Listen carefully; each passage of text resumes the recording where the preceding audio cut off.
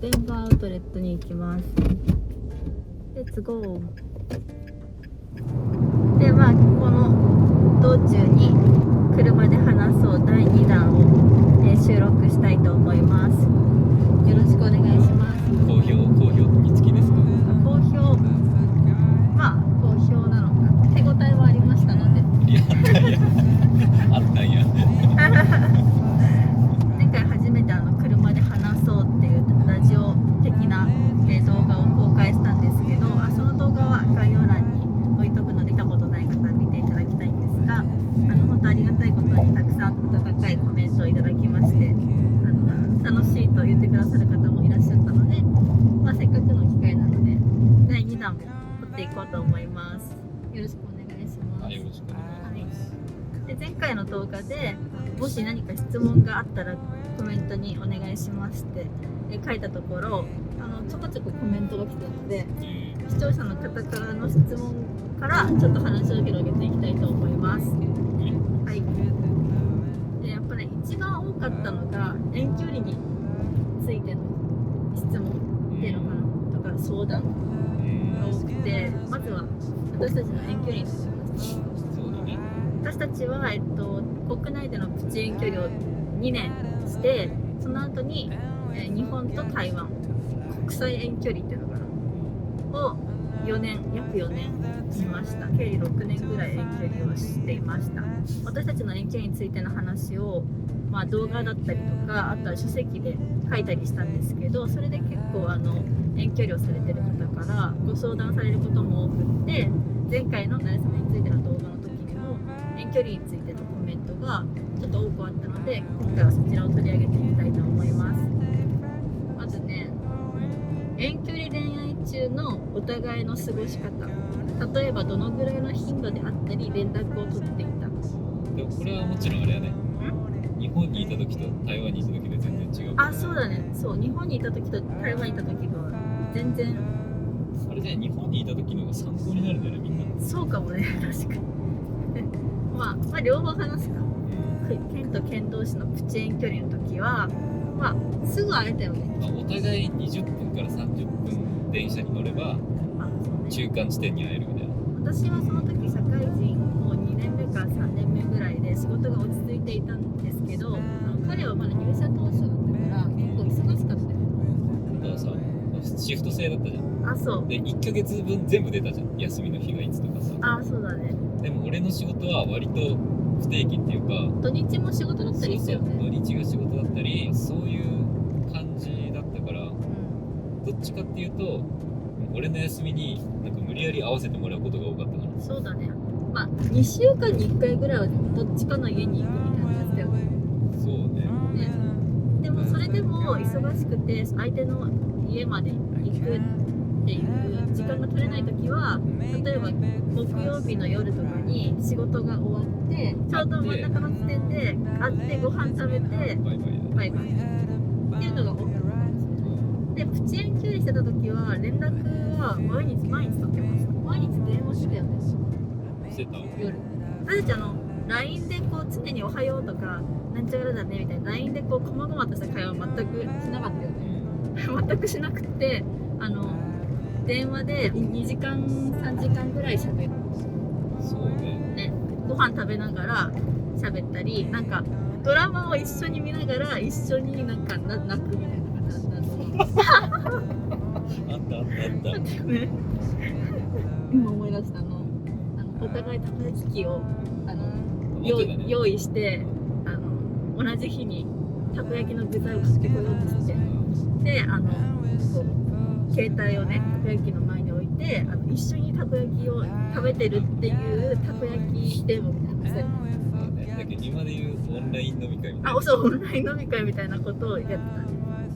寂しいとかもう思わなかった。そうね。お互い、確かに会おうと思えばすぐ会える距離だったし、そう特に、俺やけど、今日仕事早く終わったなと思ったら、急に来たりしてたよね。そうなんかそういうサプライズ感があったから、何ら変わりはなかったよね。そうね。なんか全員に参考になるとは思えないけど、なんか俺その最初の入った会社の同期も県外同士の遠距離してたわけよ。そのの子も結局結婚したよね。へえ。で聞いたらやっぱ週に1回ぐらい中間地点であ、晩飯だけでもいいからうん。食べる時間作るとか言ってた。あ、やっぱ同じことやったんだ。そうこれ結構ね必勝法っぽい。必勝法。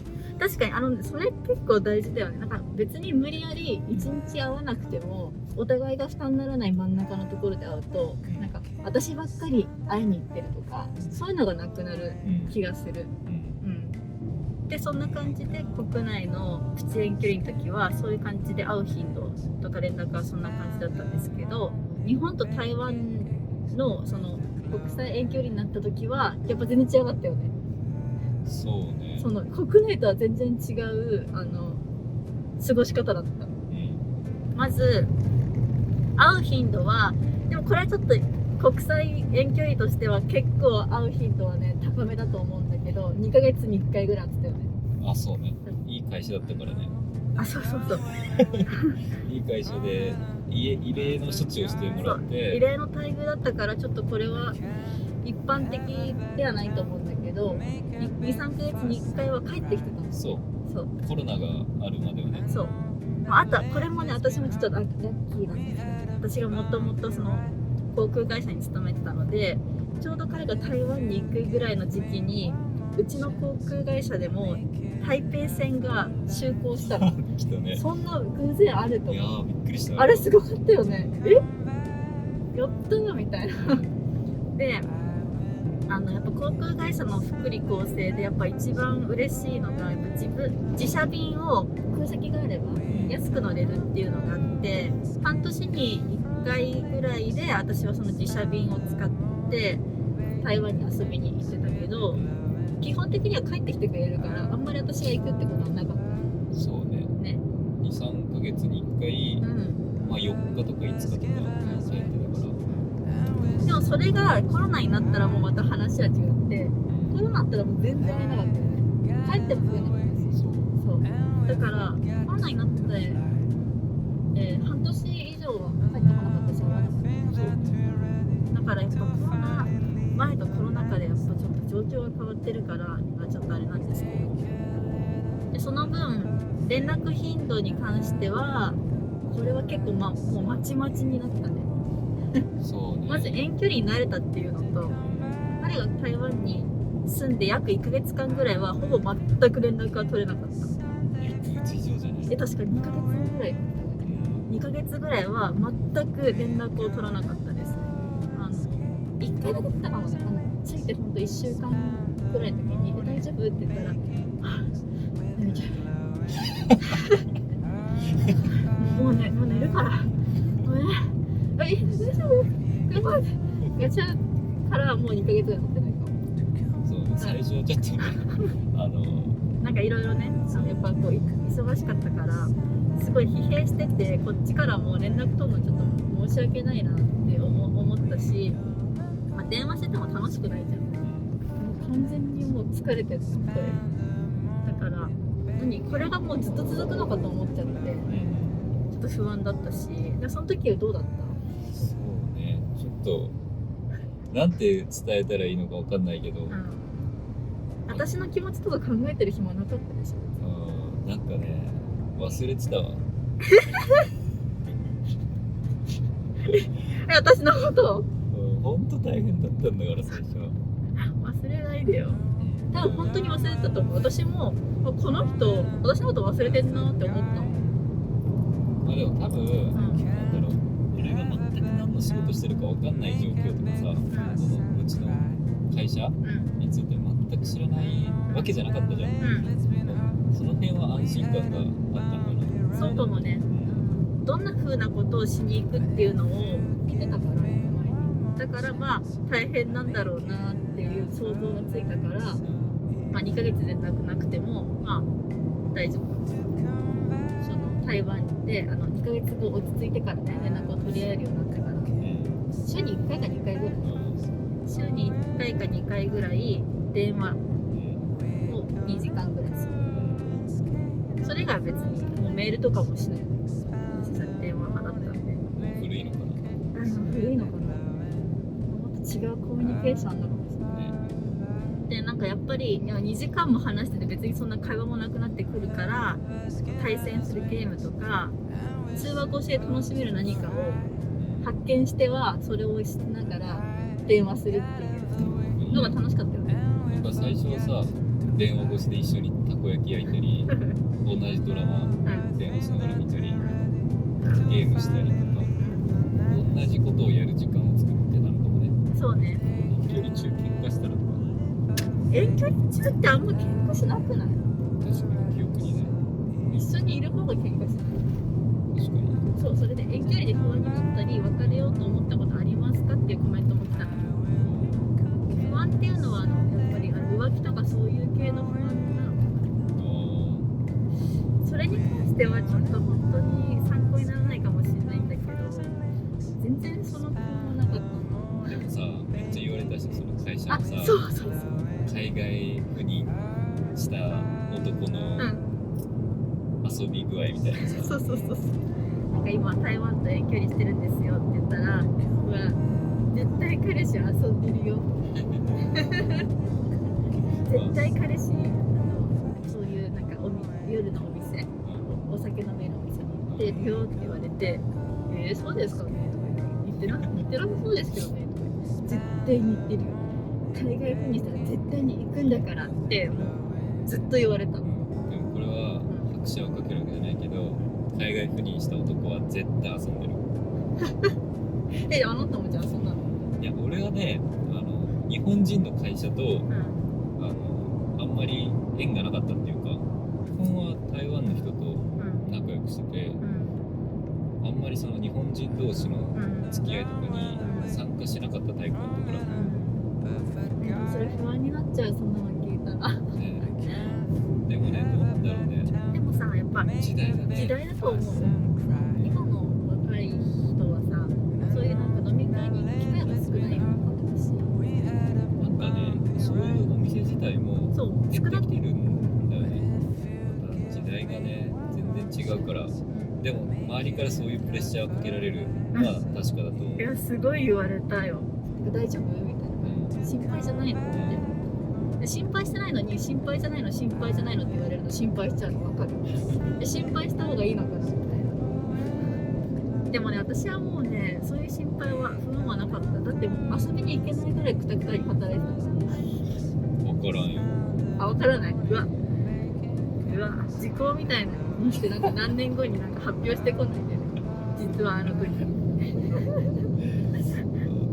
まあでも人それぞれやからな。まあこれに関してはね、でもそんなもん不安に思ったらねもうちょっとやっていけないかもね遠距離だって別に遠距離じゃなくてもさそういう不安って別につきまとうじゃん。これはねまあでもその台湾人だと浮気とか絶対ありえないわけね、だから彼女浮気してんじゃないのとかっていうことは言われたことない気がする。ああねそっか台湾の人たちにとっては浮気ってのはありえないありえないことだからそもそもそういうことを聞かれなかったかも。そういうの逆になんかさ彼女に連絡あんまりしてなくてなんでそんなしてないのみたいな言われてなかった言われてたね。もっといっぱい連絡しなよみたいなこと言われてたでしょ。怒られてた怒られてるでしょ。怒られてたいやでもなんかこれ俺多分ね昔から変わってないんやけど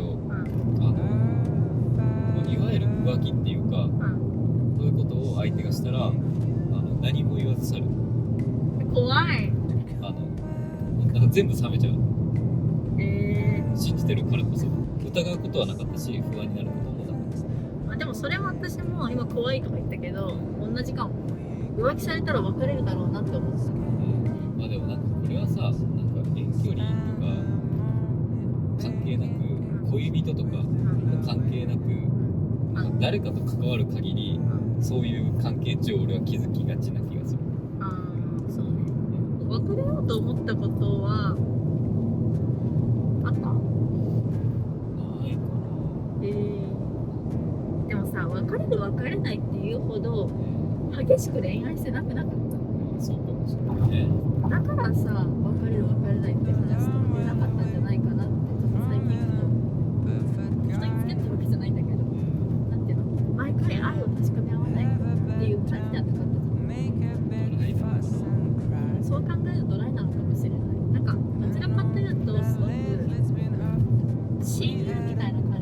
き合ってる。友達だったね。うん。いいやつやなってもういいやつやん。話し合うなみたいな感じだったじゃん。それが男女で、それがまあ恋愛になってただけっていう感じで。恋人と友達を2役こなしてたじゃん。そう。だから依存度とかも少なかったのかもしれない。全然参考にしてもらえないかもしれない。いやでもほら、それで参考にするとかないじゃん。遠距離で悩んでる人ってさ、やっぱこう人のその遠距離について聞いて、そういう付き合い方もあるんだって思うと心が軽くなったりするから、こうした方がいいよとは本当に全く思わないけど、これぐらいドライな感じで付き合っても結婚に至ることもあるから、彼がドライな人もいるかもしれない。彼がすごく付き合いに対してサバサバしてるから、なんか私のこと好きじゃないのかもしれないって不安になっちゃったりするかもしれないけど、でも別にそんなことはないじゃない。信頼してるからこそ、まあそういうスタンスなのかもしれないって思えたら心が軽くなるじゃん。そうね。だから信頼できる何かを見つけれてるといいのかもね。相手の中にね。で私はね、別れようと思ったことある。でもそれは別に嫌いになったとか不安になったとかではなく、いつ結婚するの？でもね、その悩みでいくと、まあ俺もあるね。あ、嘘？これいつ結婚するんだろうな。いや私はもういつ結婚するんだろう、ちょっと軽く結婚を匂わせてはみたものの全然感触はなかったから、私もこのままずるずると付き合ったら30歳になっちゃうから、30歳までにもう結婚が決まらなかったら別れようと思う。そういう意味で別れようと思う。自分の時間がちょっともったいなくなっちゃう。でも確かにその遠距離してる間は、まあもう信じてるだけだから、その中でさ、2人がどんだけうまくやれるかとか、他の周りの環境とかがうまくサポートしてくれるかみたいなところが大きいから、もう割ともうさ、もう身を委ねるしかないんだけど、その遠距離をした後、じゃあいつ一緒に暮らすとか、その例えばその留学とかでさ、結局同じ場所に戻ってくるんだったらいいけど、社会人になっちゃうと、遠距離1回しちゃうと、その同じ場所に集まれる確約がないっていうか、もうどっちかが仕事辞めるなり、相手方の方に行くなりっていうアクションをしないといけないんだよ。そこが一番難しいなと思って。そこが一番、遠距離を執着させる、お互い納得いく形で結婚まで持っていく、ここが一番難しい。遠距離中はそんなに不安はない。始めるまでは不安、始めたらすぐ3ヶ月ぐらいまではこれからどうなるか。でもそっから何年やってたらもう遠距離に対して慣れてくるし何も思わないんだけど、こっからここに行くのが聞きにくいし、お互いに。なんか結局そこが見えなすぎて、遠距離がうまくいかなくなることもある。まあ確かに。だから遠距離中に不安になったらどうしましたかとかっていうのって、結局遠距離の出口が見えないから、不安になっちゃう。遠距離中に。なるほど。これだわ。で、そこは確かに悩んだわ。このままでいいのかって、ね、そう楽しいんだよね。別にその付き合ってて楽しいのよ。だからいつまでもずるずるいけるんだけど、いやでも待ってよ、このままどうしたらいいの？その遠距離いつ終わるのかも。そうでも私もじゃあ仕事辞めて自分がさ行くのもちょっと違かったの。でもあなたもそうでしょ。別に私に合わせてさ、じゃあ私がいた場所に拠点を移すって思うのもちょっとしんどくなかった？そう、まあ、ちょっと地方だったからね、その仕事があるのか問題もあるし、まあもちろんお金のこともさ、あるし、遠距離の出口をどうするか問題、そこさえじゃ決まってればさ、確かにそこさえでもさ、我慢できちゃうと思う。じゃあうちらはどうしたかっていうと、まずなんで結婚しようって思っ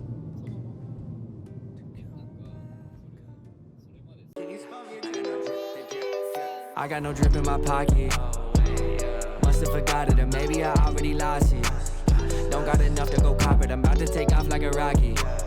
Houston, we might have a problem, but that don't mean money will solve them. No, that don't mean money or solve 'em.